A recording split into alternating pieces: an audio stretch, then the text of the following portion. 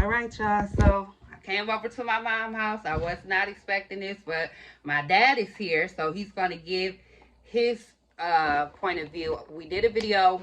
I did a video with my mom, and she gave basically her journey into addiction and the reasons why she got started. Some of the reasons why she got started, and just for the purposes of transparency and like the other videos we've been doing so that we can help somebody else that might be struggling too. So I have my dad here. My name is Shanta, by the way, if y'all don't know, and this is my dad here. So go ahead, Daddy.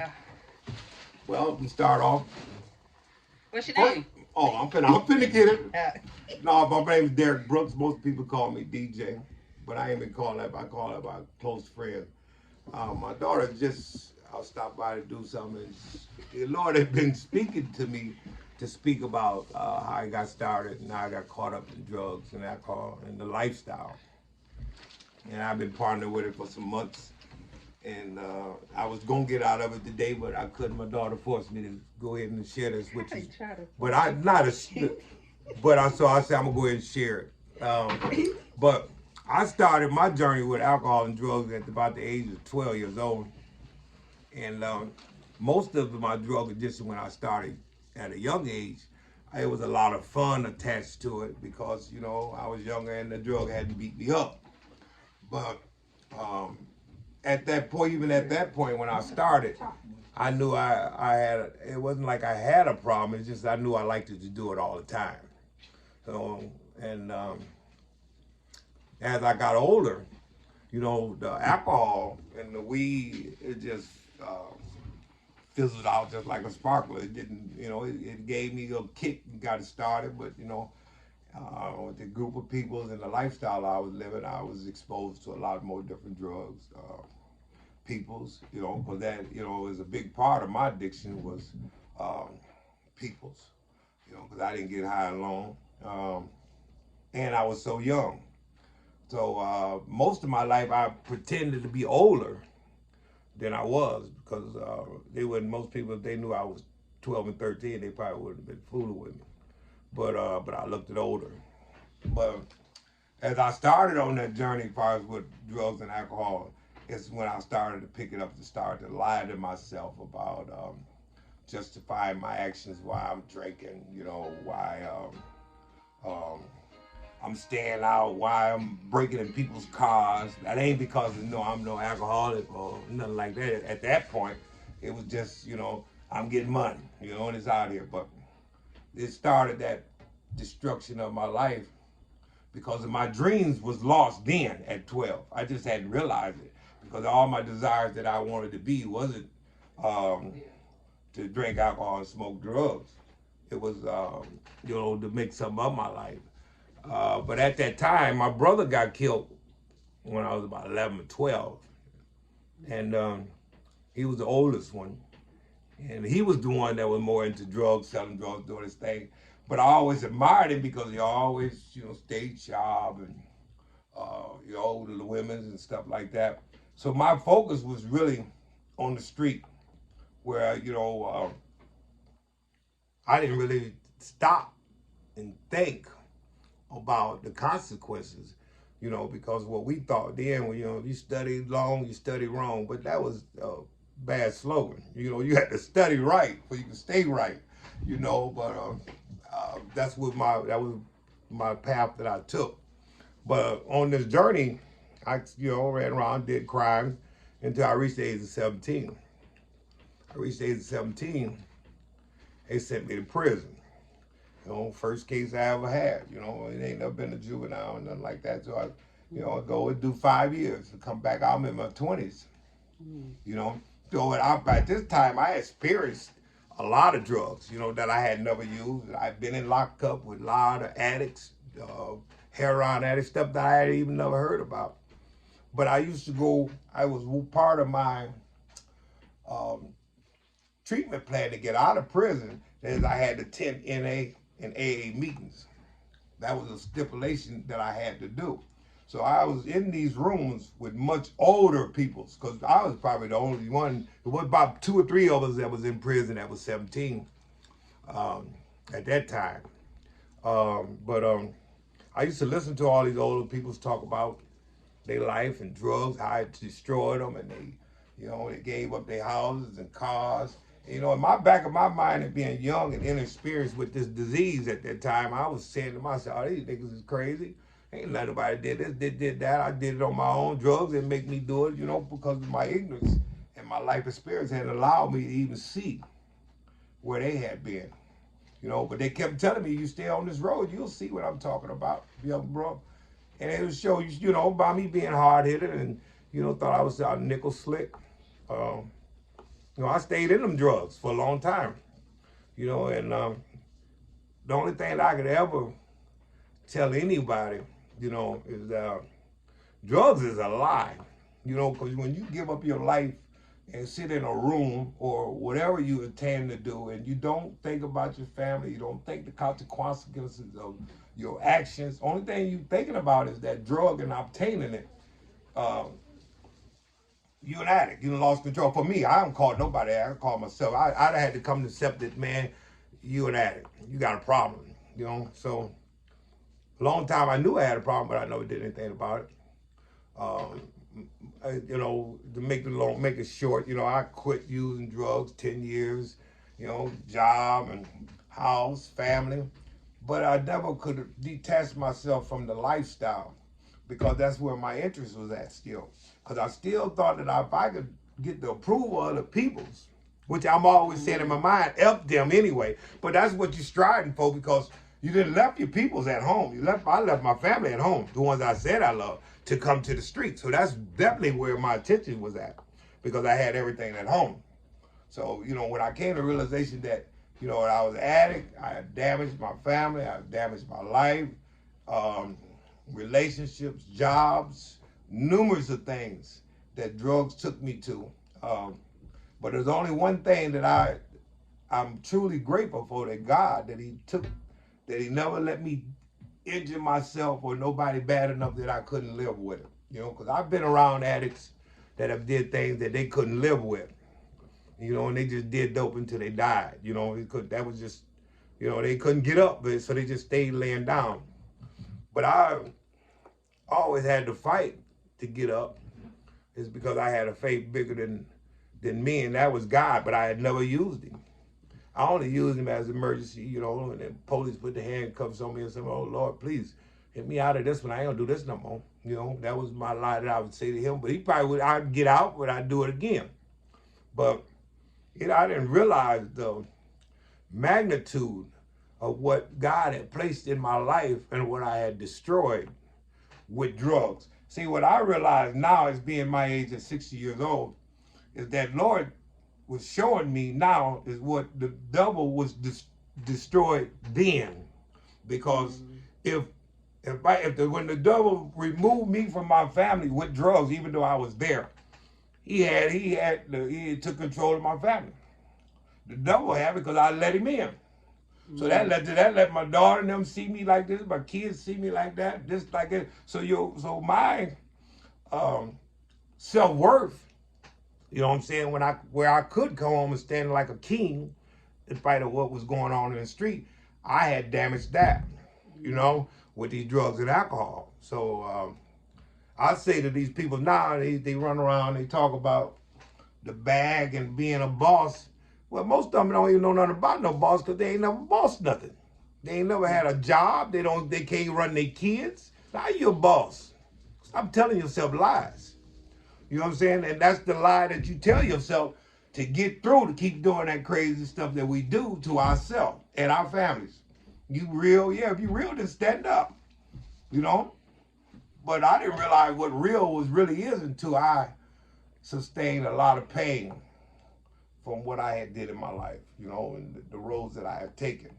But in this journey here, if you can learn from someone that been this before you, that's why I believe a true believer in NA and alcohol, AA, because I had that knowledge in my head all the time. I knew I was an addict, but I just hadn't accepted it. And if you can learn from me or what you hear on these messages, you'll be way smarter because if you in crack or heroin or whatever, you think about You never think that you would die in that situation, you know? And I always thought I was top dog because I always drove my car home. I ain't had no accident, alcohol. So this false thing that this druggle and this drug had gave me was like, yo, you invincible with this here. And I kept going. But at the end of my journey, I was with some friends, and I don't snort drugs. I used to use drugs other different ways. I ain't got to get in there because all of it's drugs. But I snorted some and fell dead on the floor. I would have never known it because if God hadn't woke me up to bring me to give you all this message, I wouldn't be here. And if I hadn't been in a place where I was around friends, I wouldn't be here. That's what I'm trying to. So when I look back and realize that I put my life in jeopardy for this little bitty piece of rock, and I gave up my family for this little bitty piece of rock. I had put myself in prison for this little bitty piece of rock. Because when you take crack or any drug and give up your life and your kids and go to a secluded place and get high, and all you think about is that, you done gave it up. Even you come back and lie and tell yourself, I'm this, that, and you can dress them up, put the sharpest outfits on them if you want to, but they still damaged because you damaged them. I damaged mine. Legend in your own mind. You don't, by the stuff we tell ourselves and the stuff that they hear us say when we on these stupid things, on these stupid runs, it damaged them. So you have to be responsible for what God gave you. Just like when he gave me this life, when he gave it back to me, I had to be responsible. I didn't want to do this video, but the guy had already told me, you got to do a video. You got to let them know I brought you back. So, I still struggle with other things, but I don't struggle with the actual use of crack cocaine. But the lifestyle, it still comes back. And that's what keeps you hooked with the devil. But see, because the devil ain't gonna never let you be satisfied. If you get a Benz, he gonna say, oh, nigga, you should have got a Rose. And if you get a Rose, oh, you should have got that. Somebody always gonna have something better, so you can't compete. And you can't think about the bag more than you think about your family. Because what if you get the bag and all this money in the world and you get it all and you ain't got nobody there, who gonna enjoy it? If you had took all the money in the world and get into whatever and nobody there to enjoy it with you, you just got a lot of money in the room. You got all that. You do the things. I did the things I did to get the attention because I had lack coming up. Not from my family.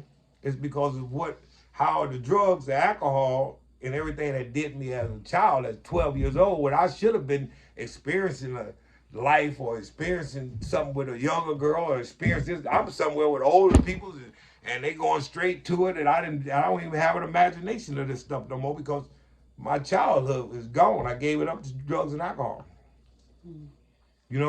So that part of me is damaged.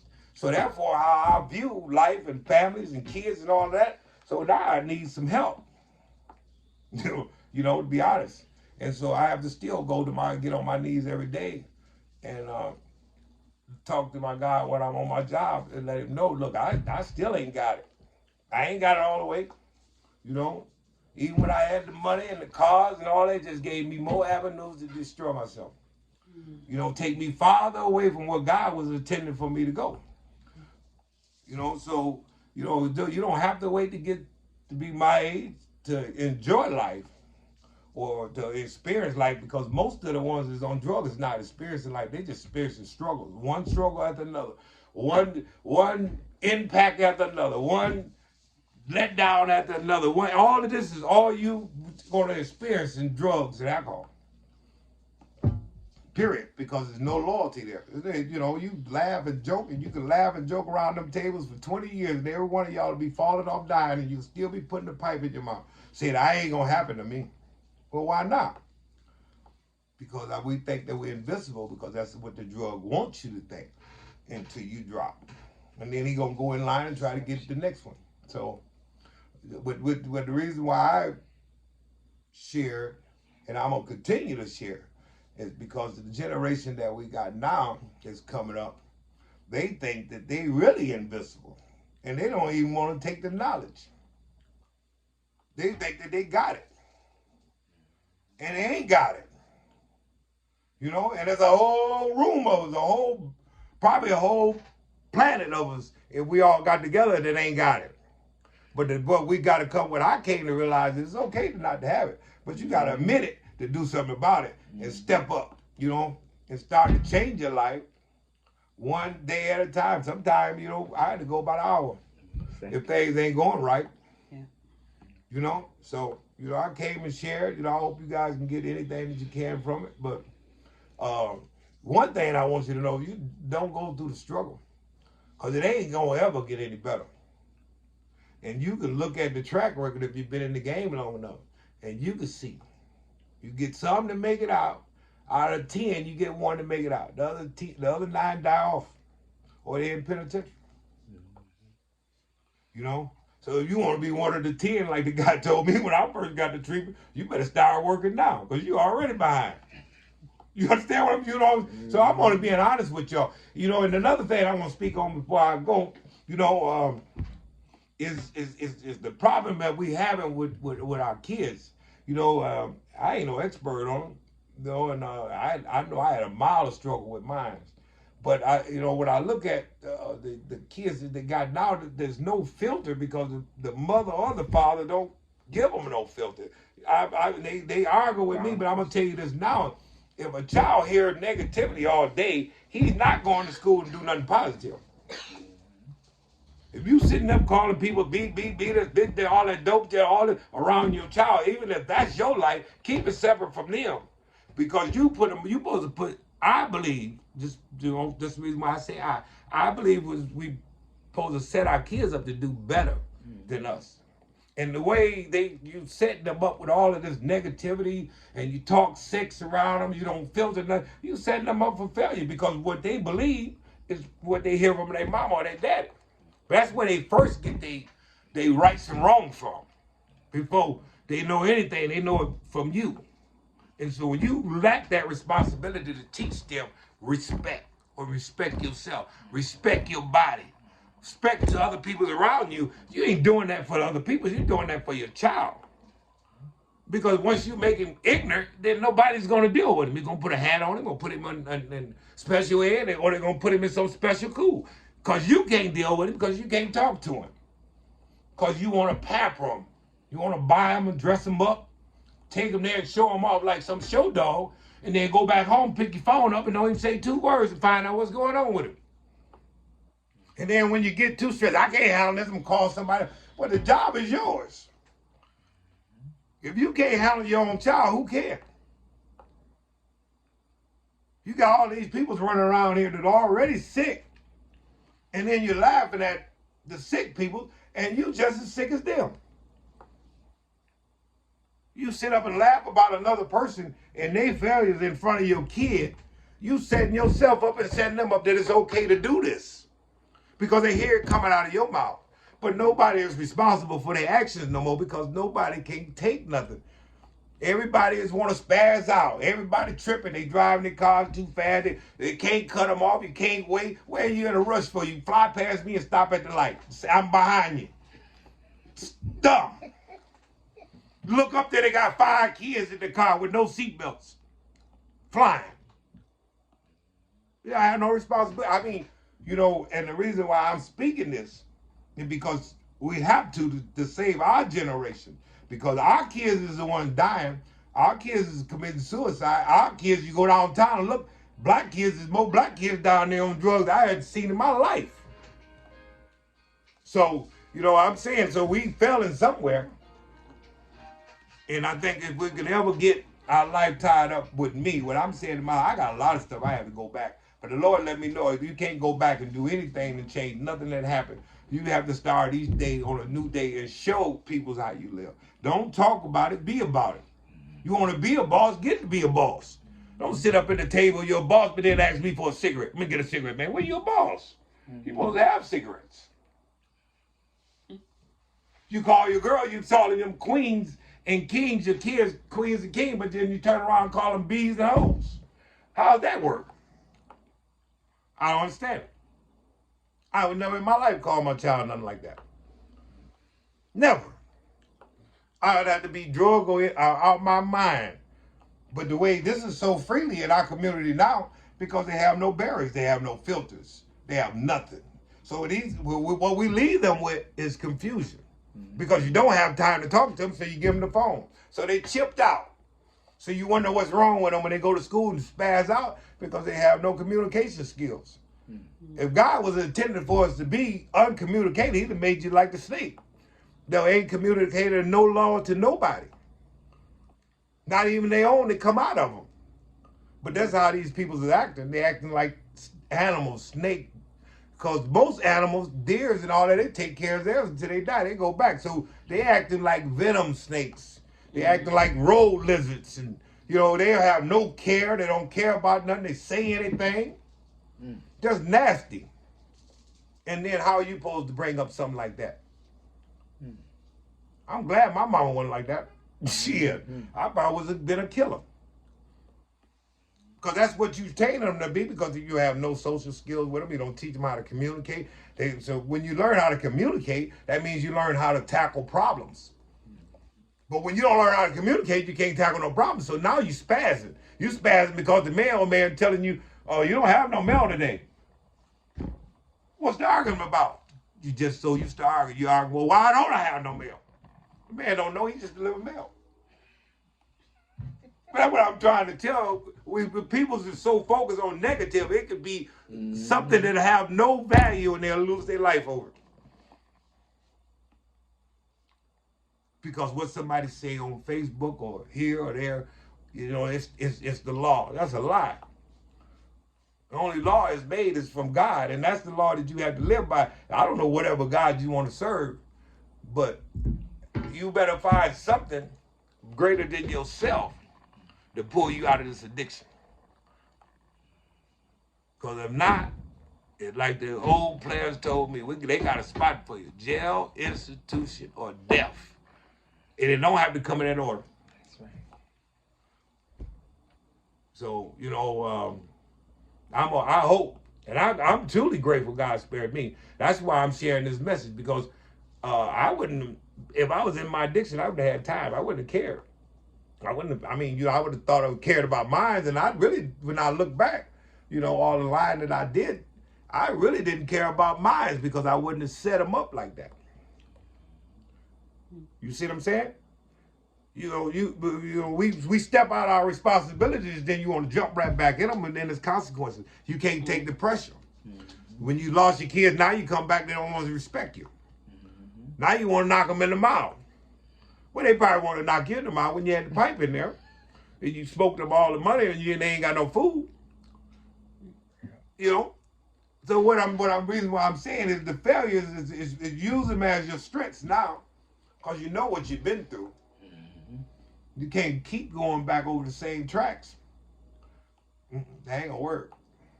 So, I hope that, the younger generation and anybody that want to quit drugs is that they speak their stuff in existence and get up and work towards it. All these people's talking, and it ain't doing nothing. All they do is complain. Like I said, man, all this complaining you did, you could have been and done what you complaining about. You call 5 people and complain about what this person said to you. Call 5 people, they wouldn't help me. You could have been and got up and did that yourself while you on the phone complaining. So that's, to me, when I read the Bible and look at it, God was saying, do not become lazy. See, I thought lazy was like, my mama said, sweep the floor, I don't want to sweep it, half sweep it. No, lazy is in your spirit. Lazy is in your sex life. When you get stuck one way, you don't want to please your partner, you do this, do that, laziness. You go to the job, you half do it, because that's your spirit. You don't finish anything. You just start it. Because your mind is focused. When you spirit, the drug get it, you go on, jump over to another thing. And that's how our life is. And that's how we ended up with a mess. But if we get together, if you get whatever day you start to get clean, is the best day of your life. Because all the other life you've been living up to that point, you was just existing.